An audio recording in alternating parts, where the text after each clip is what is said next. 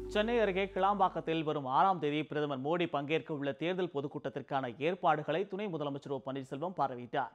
இந்த பொதுக்கூட்டத்தில் பிரதமர் மோடி, முதலமைச்சர் எடப்பாடி பழனிசாமி, துணை முதலமைச்சர் ஓ பன்னீர்செல்வம் மற்றும் அதிமுக கூட்டணி கட்சி தலைவர்கள் பங்கேற்கின்றனர். சுமார் 3 லட்சம் பேர் பொதுக்கூட்டத்தில் கலந்து கொள்ளவிருப்பதாக அதிமுக வட்டாரங்கள் தெரிவிக்கின்றன. பிரதமரின் ஹெலிகாப்டர் வந்திறங்கும் வகையில் 3 ஹெலிபேடுகள் அமைக்கப்பட்டுள்ளன. பொதுக்கூட்டத்திற்கான ஏற்பாடுகளை நேரில் ஆய்வு செய்த துணை முதலமைச்சர் ஓ பன்னீர்செல்வம் பாதுகாப்பு ஏற்பாடுகள் குறித்து வடக்கு மண்டல காவல்துறை டிஐஜி தேன்மொழி, காஞ்சிபுரம் மாவட்ட எஸ்பி சந்தோஷ் ஹதிமானி ஆகியோருடனும் ஆலோசனை மேற்கொண்டார். நடிகை அன்சிகா காவி உடையில் புகைப்பிடிக்கும் காட்சி தொடர்பான புகார் மீது எடுத்த நடவடிக்கை குறித்து விளக்கம் தர காவல் ஆணையருக்கு உயர்நீதிமன்றம் உத்தரவிட்டிருக்கிறது.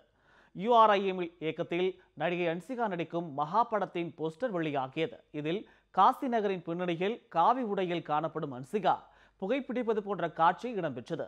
இந்த போஸ்டர் இந்து மத உணர்வுகளையும் பெண் துறவிகளையும் கொச்சைப்படுத்தும் வகையில் இருப்பதாக கூறி சென்னை மாநகர காவல் ஆணையரிடம் இந்து மக்கள் முன்னணியினர் அமைப்பாளர் VG நாராயணன் புகார் அளித்திருந்தார். அதில் போஸ்டர் காட்சியை அமைத்த இயக்குனர் ஜமீல் மீதும் நடிகை அன்சிகா மீதும் உரிய நடவடிக்கை எடுக்க வேண்டும் என கோரியிருந்தார். 1 மாதத்திற்கு மேலாகியும் புகார் மீது எந்த நடவடிக்கையும் எடுக்காததால் உரிய நடவடிக்கை எடுக்க காவல் ஆணையருக்கு உத்தரவிடக் கோரி சென்னை உயர்நீதிமன்றத்தில் வழக்கு தொடர்ந்தார். இந்த வழக்கை விசாரித்த நீதிபதி இளந்திரையன் புகாரின் மீது எடுக்கப்பட்ட நடவடிக்கை குறித்து 2 வாரத்தில் பதிலளிக்க சென்னை மாநகர காவல் ஆணையருக்கு உத்தரவிட்டிருக்கிறார். சென்னையில் வீடு புகுந்து 100 சிலிண்டருக்கு மேல் திருடிய திருடனை போலீசார் கைது செய்துள்ளனர். சென்னை MGR நகர், KK நகர், அசோக் நகர், வளசரவாக்கம், போரூர் பகுதிகளில் வீடுகளில் சிலிண்டர்கள் தொடர்ச்சியாக திருடப்படுவதாக புகார் வந்தது. கேபிள் ஆபரேட்டரை போல வந்த நபர் வீட்டில் இருப்பவர்களின் கவனத்தை திசை திருப்பி சிலிண்டர்களை திருடி சென்றதாக பல புகார்கள் வந்தன. இதுகுறித்து வழக்கு பதிவு செய்த MGR நகர் போலீசார் சிலிண்டர்களை தொடர்ச்சியாக திருடி சென்ற நபரை பிடிப்பதற்கு தனிப்படை அமைத்தனர். இந்த பகுதிகளில் உள்ள கண்காணிப்பு கேமராக்களின் காட்சிகளை பார்த்தபோது சிலிண்டர்களுடன் மர்ம நபர் ஒருவர் இருசக்கர வாகனத்தில் தப்பியோடிய காட்சிகள் பதிவாகி இருந்தது. இதன் அடிப்படையில் விசாரணை நடத்திய போலீசார் புதுச்சேரியைச் சேர்ந்த அசோக் குமார் என்பவரை கைது செய்தனர்.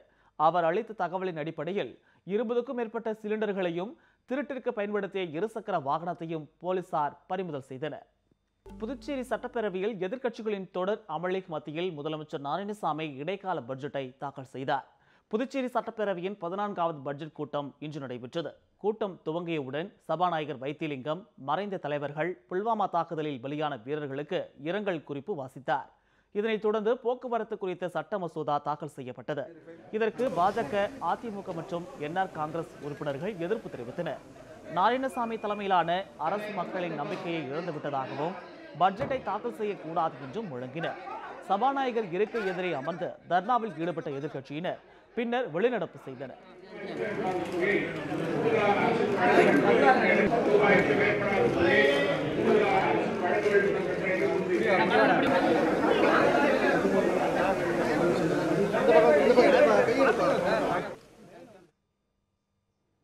இதனிடையே 2703 கோடி ரூபாய் மதிப்பிலான இடைக்கால பட்ஜெட்டை முதலமைச்சர் நாராயணசாமி பேரவையில் தாக்கல் செய்தார்.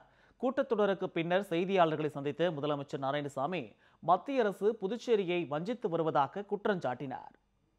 நரேந்திர மோடி அவர்கள் ஆட்சி வந்த பிறகு நம்முடைய மானியம் 1409 கோடியாகத்தான் இருக்கிறது. ஆனால் நமக்கு கிடைக்க வேண்டியது 3000 கோடி ரூபாய்.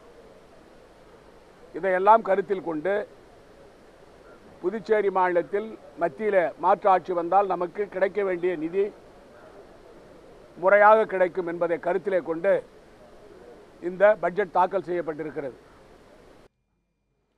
பிரதமரின் கன்னியாகுமரி வருகைக்காக பாதுகாப்பு பணியில் ஈடுபட்ட போலீசாருக்கு வழங்கப்பட்ட உணவின் தரம் மிக மோசமாக இருந்ததாக போலீசாரே உணவை காண்பித்து பேசும் வீடியோ சமூக வலைதளங்களில் வைரலாகி வருகிறது. பிரதமரின் கன்னியாகுமரி வருகையை 2 நாட்களாக பாதுகாப்பு பணியில் ஈடுபட்ட போலீசாருக்கு உணவு வழங்கப்பட்டது. இந்த உணவு கெட்டுப்போனதாகவும் தரமற்று இருந்ததாகவும் கூறப்படுகிறது.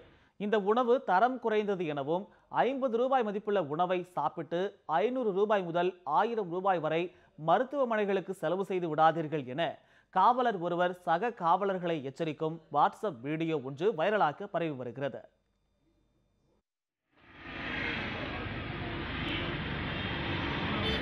இது கன்னியாகுமரி ஆனரபிள் பிரைம் மினிஸ்டர் பந்தோபஸ்து டியூட்டியில் மதியம் கொடுத்த சாப்பாடு போலீஸுக்கு. இங்கே பாருங்கள், நல்லா பாருங்கள், பாதி வெந்து பாதி அப்படியே அரிசியாக இருக்குது. அதில் பாருங்கள், அதை எடுத்தால் அப்படியே பிசு பிசுன்னு ஏதோ வருது, கெட்டு போன சாப்பாடு, நூல் நூலாக வருது. அதனால எடுத்துக்கணும். இந்தாங்க பாருங்கள், பாருங்கள், பாருங்கள், வருதா?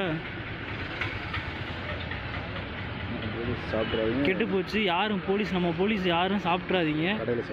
ஆமாம், 50 ரூபா சாப்பாட்டுக்கு இது பண்ணிவிட்டு அது 500 1000 ரூபா செலவு ஹாஸ்பிட்டலில் போய் செலவு பண்ணிட்டு நிற்காதீங்க. யாரும் சாப்பிட வேணாம். தயவு செஞ்சு இதெல்லாம் ஷேர் பண்ணுங்கள். யாரும் சாப்பிட்ற போகிறாங்க தெரியாமல். பொள்ளாச்சியில் 100க்கும் மேற்பட்ட கல்லூரி மாணவிகளிடம் ஃபேஸ்புக் மூலம் பழகி பாலியல் தொந்தரவு அளித்த விவகாரத்தில் முக்கிய குற்றவாளியை கைது செய்ய வலியுறுத்தி திமுகவினர் கண்டன ஆர்ப்பாட்டத்தில் ஈடுபட்டனர். பொள்ளாச்சியைச் சேர்ந்த கல்லூரி மாணவியை ஃபேஸ்புக் மூலம் தொடர்பு கொண்ட நபர் ஒருவர் காதலிப்பதாக நடித்து நண்பர்கள் உதவியுடன் ஆபாச படம் எடுத்திருக்கிறார். பின்னர் அதனை வைத்து மிரட்டி மாணவியை பாலியல் வன்கொடுமை செய்ததாக கூறப்படுகிறது. இது தொடர்பான புகாரில் 7 பேர் கைது செய்யப்பட்டுள்ள நிலையில் முக்கிய குற்றவாளியான திருநாவுக்கரசு உள்ளிட்டோரை கைது செய்ய வலியுறுத்தி திமுகவினர் கண்டன ஆர்ப்பாட்டம் நடத்தினர். வழக்கை சிபிசிஐடிக்கு மாற்ற வேண்டும் என்றும் இந்த சம்பவங்களில் தொடர்புடைய ஆளும் கட்சியினரை கைது செய்து விசாரணை நடத்த வேண்டும் என்பன கோரிக்கையை வலியுறுத்தி ஆர்ப்பாட்டத்தில் ஈடுபட்டனர். ஆர்ப்பாட்டத்தில் ஈடுபட்ட 50க்கும் மேற்பட்டோரை போலீசார் கைது செய்தனர். தொந்தரவு கல்லூரி மாணவர்களுக்கு மாணவிகளுக்கு முகநூல் மூலமாக பெண்களை காதலித்து அழைத்து சென்று அவர்களை மானபங்கப்படுத்தி அதை போட்டோ வீடியோ எடுத்து அதை ஒரு தொழிலாக இன்றைக்கு 7 ஆண்டு காலமாக நடத்தி 250க்கும் மேற்பட்ட பெண்கள் பாதிக்கப்படுகிற சூழ்நிலைக்கு இன்றைக்கு உருவாக்கி இருக்கிறார்கள். அந்த உண்மை குற்றவாளிகளை கைது செய்ய முடியாத காவல்துறை இன்றைக்கு காலம் தாழ்த்தி கொண்டிருக்கிறது. கோடநாடு கொலை மற்றும் கொள்ளை வழக்கில் சயான், மனோஜ் ஆகியோரை மார்ச் 4ஆம் தேதி வரை காவலில் அடைக்க நீதிமன்றம் உத்தரவிட்டிருக்கிறது. மறைந்த முதல்வர் ஜெயலலிதாவின் கோடநாடு பங்களாவில் நிகழ்ந்த கொள்ளை மற்றும் கொலை தொடர்பான வழக்கு உதகை மாவட்ட அமர்வு நீதிமன்றத்தில் நடைபெறுகிறது. இந்த நிலையில் பத்திரிகையாளர் சாமுவேல் மேத்யூஸ் வெளியிட்ட ஆவணப்படத்தில் சயான் மற்றும் மனோஜ் ஆகியோர் முதல்வர் பழனிசாமிக்கு எதிராக பேட்டி அளித்தனர். இதனையடுத்து அவர்களை ஜாமீனை ரத்து செய்ய காவல்துறை சார்பில் மனு தாக்கல் செய்யப்பட்டது.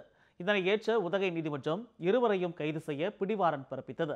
கேரள மாநிலம் திருச்சூரில் பதுங்கியிருந்த இருவரையும் போலீசார் கைது செய்து உதகை அமர்வு நீதிபதி வடமலை முன்பு ஆஜர்படுத்தினர்.